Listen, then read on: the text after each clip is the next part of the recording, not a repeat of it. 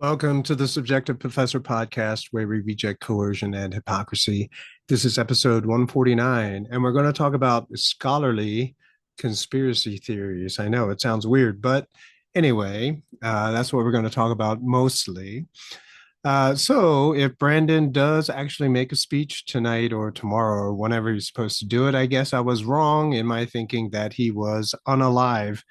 Uh, but I think it's still shady, and I think I wasn't alone in imagining that he might not be still alive. So why was he absent from public view for some time? It's interesting, and because there is very little transparency in our ruling class, we'll never probably know. But I'm sure there's enough dirt on that family that it's possible that basically they were strong arming him into dropping out of the race. But who knows? Maybe it took that long to get him to remember that he's out of the race now. But I was wrong. I'll admit it. And I wasn't alone. But hey, I'm willing to admit, unlike a lot of other people who will just simply continue to justify their untenable positions, right? Very weak positions. I'll be very happy to admit that I was wrong. So I made up my own conspiracy theory, right? And as I said before, echoed by a lot of other people. This will not be the last time I make a conspiracy theory because I am a human being. Although a lot of other people thought I was pretty nuts for floating that idea, but I have been right in a lot of my other conspiracy theories, so-called. I'll call it 50%. It's a lot harder, but a lot higher, excuse me, but I'll just say 50%. Like, for example, I was completely right about the whole cervasis corona thing, right? The whole time, as soon as it went down, I was right. I was right. I was right. Even my wife didn't actually believe me at first, but after a while, yeah, okay. But yeah, I was like 95% sure that I was right, which is why I never canceled any of our church services. As a result, we just kept having our family gatherings, especially with my father, who was 92 at the time. And we just kept doing what we always did, and we didn't worry about much of anything. So, uh, as I said, I'm still going to continue making conspiracy theories because really, what is a conspiracy theory? Lots of people do conspiracy theories, and people who poo poo and look down on conspiracy theories, they do it too, right? But they don't vocalize them, perhaps, or maybe they've trained themselves to pretend that they're not doing them, and will only say things when a lot of people are parroting the same theory. But if you think about it, what is a conspiracy theory? In school, and I will emphasize graduate school, or in the sciences, we call this forming a hypothesis. So, conspiracy theories, as such, basically are just a hypothesis, a well developed hypothesis. Given the information that we have, how can we make all of this information make sense, right? Even if they aren't relevant to each other, even if they are not actually connected, our minds try to make them connect, try to put them together to create a so-called narrative, a story. So you see a phenomena and you have a theory on what's going on. I mean, imagine some people, a lot of people do this. I used to always ask students if they do this, if they just park themselves somewhere that has a lot of traffic, right? Pedestrian traffic or even automobile traffic. And you just watch and you try to imagine where these people are headed. What are they thinking? Are they worried? Are they happy? And so you can kind of tell through facial emotions, body language, what might be going through their mind, and you create a story. Some people not so good at doing this. However, a lot of people, when you ask them to do it, they can do it, right? They just make up some kind of plausible story. Now, from there, if you could confirm or refute through experiment, observation, or gathering more data. And that basically is science, right? That basically is scholarship in general. You see a phenomenon, you're like, huh, what could be the cause of this? Here's all this racism. What could be the cause of this? I think it's hatred. You pick some kind of starting point, a reference point. Slavery. Let's start from there. Maybe it's slavery that had something to do with it. That's something that I did myself. So you read some books, you read some other people's theories, you hear other people's perspectives. Does it affirm what you were thinking? Does it refute? Does it totally smash what you thought was the legitimate explanation? And if so, then you continue, right? So most people, when they encounter a definitive alternate explanation, then they change their mind.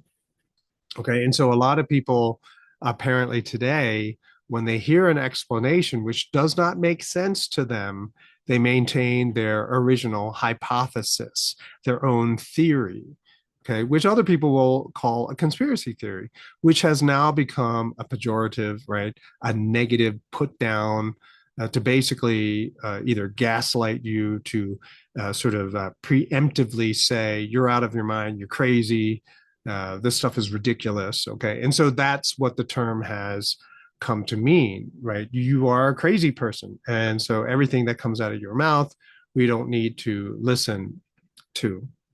There was a movie, Conspiracy Theory, with Mel Gibson in it. I don't know if anyone saw it, but he was so crazy with the conspiracy theories, and it turned out he was right. That was I remember that being the premise of the movie. I'll probably rewatch it one time, but it is a 80s, 90s movie, so the acting might be kind of uh, awkward as compared to today.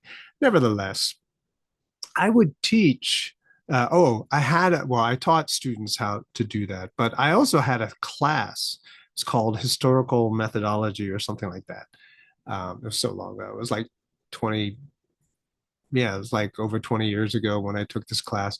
But anyway, I think it was in the 90s I took this class. And the assignment was read a piece of literature and then try to create a story as to what might have motivated the person to write this. Like what was going through their mind, what happening in their life that they would write such a piece. And uh, grad school classes are a lot smaller, but I think we had at least 12 people. It was a big class, so maybe 18 people in the class. And I was the only one who did it right, but I didn't get the highest grade because, I'm Asian and apparently I can't speak English.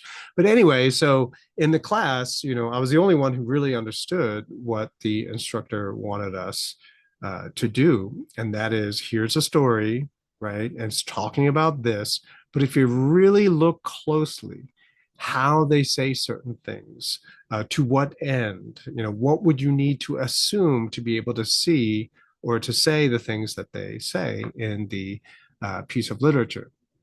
And so I constructed a story, and it was a very elaborate thing. I have a vivid imagination anyway.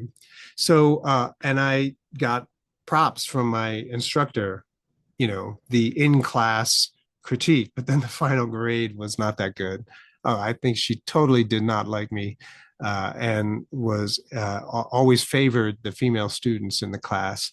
But anyway, so scholarly work or academics is really not that different from the run of the mill conspiracy theory, right? The biggest difference is you did it in school, right? So a lot of people who are so-called conspiracy theorists, either they're not formally educated, like they went to grad school, they don't have a PhD, uh, or they have the wrong PhD, they have the wrong degree. So you have a conspiracy theory about scientific research, for example. Then they would say, oh, you're not qualified to talk about this. Really? Why not? If I was a first year grad student in some science department, It would be totally legitimate hypothesis. And then you would just simply go about and do your research.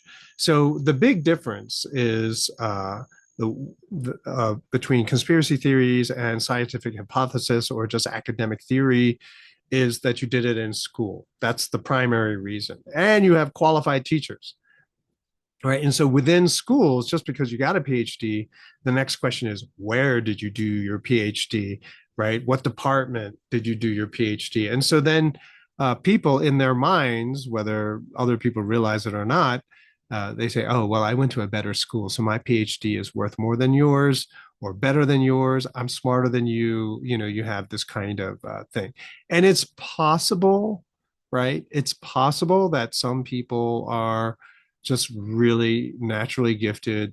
And with the training from certain schools, they become even better. But that's the rare occasion, right? So it is possible that a very intelligent person with the standard education can exceed what other people can do from other schools, right? So what I'm talking about here is a bit of academic snobbery, right? So I went to Harvard, so I'm better than you, I'm wiser than you, I can see better than you, I can understand better than you. That kind of academic snobbery. It you don't have to have go to schools like that to have that snobbery, right? I remember the first semester after high school graduation, came back for Christmas break, and we had this Christmas party. And so basically, it was a lot of people, in our graduating class, and so you had a wide variety of people, and in those days, I never really talk. I just sat in a corner and just observed everyone, because I was like the token Asian, no one wanted to hear me say anything. So I would just observe all of the people in the room. And, you have lots of different dynamics going on, people trying to get laid, people trying to brag, people telling stories about what they were doing. It was interesting. And then people who thought that they were better than everybody else because of the school that they went to.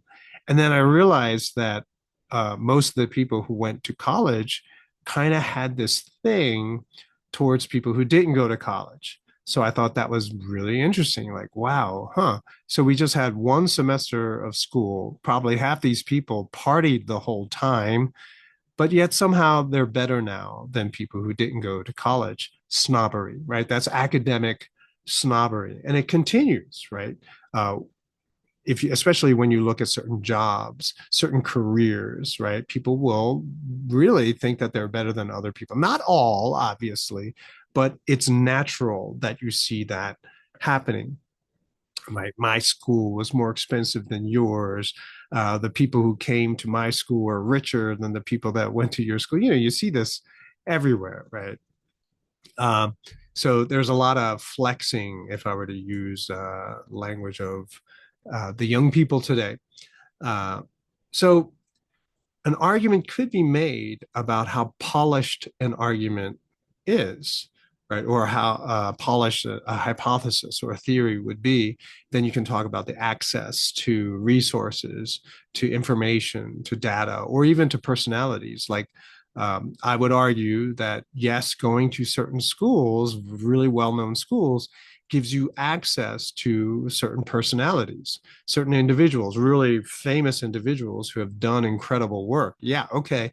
But everybody else has to read a book that person wrote, right? So where you can have a direct conversation with that person, everyone else just reads the book. And at the end of the day, if you're smart enough, if you are intelligent enough, if you can comprehend at a deeper level than other people, reading the book is just as good as talking to the person, right? So I hope you understand this sort of difference, that some people, they get to receive training to make up for the lack of their natural ability. But some people have natural ability. So even without a lot of the formal training, they can do a lot of the things that people who had a lot of formal training can do. So you can kind of see this natural gift training, right? So training, natural gift, and then a combination of the two. So people who have lots of natural talent, right? They naturally do incredible things.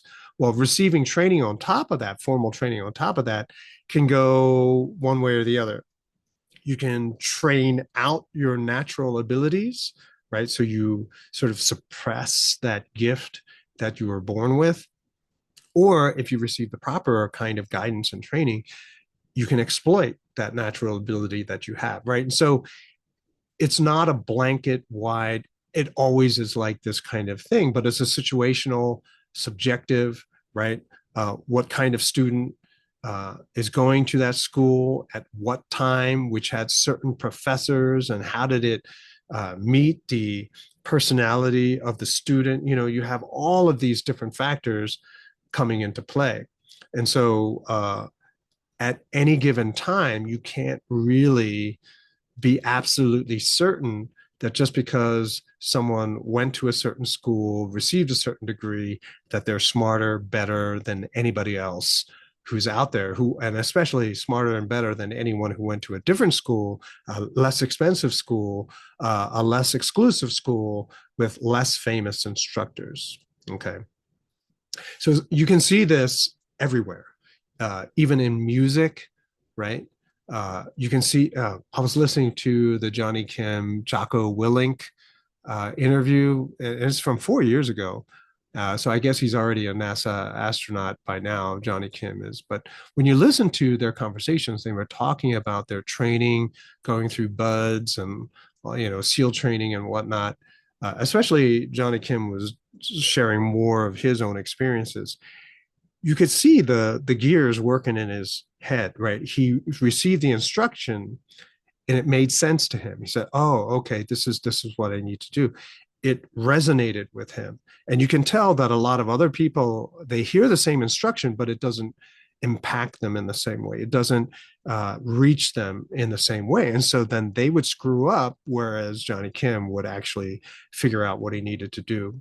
Right. And I've heard other snipers talking about Johnny Kim and how he just was head and shoulders above everybody else in terms of his presentation and comprehension of what needed to be done, why it needed to be done that way. And so here's a guy, he's 18 or so, and he's receiving all this training, but he's processing it in such a different way. Okay. So it's not even like, do you know that he has some sort of gift or aptitude or whatever? But he does have this ability to be able to understand the point of it, right? So it's not like, why do we have to do this? I'm never going to use this ever in my life. No, there were certain things that he really enjoyed, like math. But then, you know, personally, I have a prejudice in this way. If your mind is mathematical, then everything becomes logic. You know, why is this? Why are you teaching me this? Oh, there's a purpose for this. Oh, if I execute it in the right way, this is the result. You know, you begin to see all of that open up before you.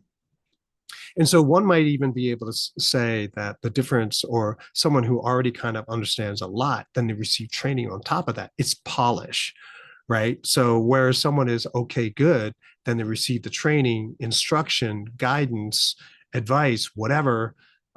That's the polish. So they become even better, right? So in some situations that are not life and death, like SEAL teams, or academic, like a PhD or something like that, then it's creativity. It's all creativity. And whatever guidance you receive, it just puts you even, it opens more doors to you, right? So it's like in music, you can follow the flow, but then you're like, whoa, what if I did this instead? You know, one of my kids, he's really heavy into jazz, and he was not formally trained, right? So, but he loves playing. And so when he would try out for the bands, he was accepted. He plays in big bands and stuff. And he comes up with these ideas, and other people are like, "Hey, do you know what that's called?" And he's like, "No, I just thought it would be interesting." And so that natural innate ability to see how something could be done, right, versus other people who are simply trained. I believe that there is a difference. People who are really in it, you can see it, right, and other people, you just can't see it, right, because you're constantly struggling with the training itself. And so one of the things that I always talked about when it came to innovation is that crazy sort of new idea, new method, new way of doing it. it comes from understanding. It comes from a deep comprehension of what you're actually doing, what you're trying to achieve, and are there other ways of, carrying out the work, achieving the goal, right? And that's where innovation comes from. It's hit or miss, right? But sometimes when you have a crazy idea, a lot of people who are in it, they don't get it, but a lot of other people, they plug into it, right? And so it's always a subjective thing, like who's observing, who's doing the critique, is there snobbery involved? And so when it comes to the conspiracy theories out there, there are a lot of good theories. It's just because they're not happening in the university, which is prejudicial against anti-establishment ideas their way, right? Especially these days in university, you're only supposed to think a certain way, come to certain conclusions, and if you depart from that, then we don't want you here. Okay, so that snobbery is all too prevalent today. It's everywhere, and it's unfortunate because it kills creativity, it stomps out innovation, and I think that is on purpose, because that is what socialism is all about. No creativity. That's why you'll only have gray buildings, concrete buildings, no color, right? Because you crush any kind of creativity or innovation, which is why when you have a dictatorial authoritarian government come to power, the first thing they do is get rid of the artists and entertainers, right? Because that's where a lot of the creativity comes from. And that's why the left can't meme as well. Okay. So hopefully that'll sort of clear things up when it comes to conspiracy theories. The reason why you have that is a whole lot of snobbery from university trained conspiracy theorists, right? So scholarly conspiracy theories, we call them hypotheses or theories. And then you go about your life trying to prove or disprove, affirm or, reject or disprove whatever it is that you posited in the first place. But so take heart, run wild with your conspiracy theory. And until you encounter information which solidly refutes it, there's no reason why you have to give up on it. And finally, just wanted to say, because I'm a little bit giddy, but somehow John Cena started following me on Twitter. It's crazy. I thought it was a fake account at first, but it doesn't look like it. So just thought I'd share that little bit of information. And so if this episode sort of tickled your interest a little bit, click like, share it, subscribe, whatever. And I will talk to you next time.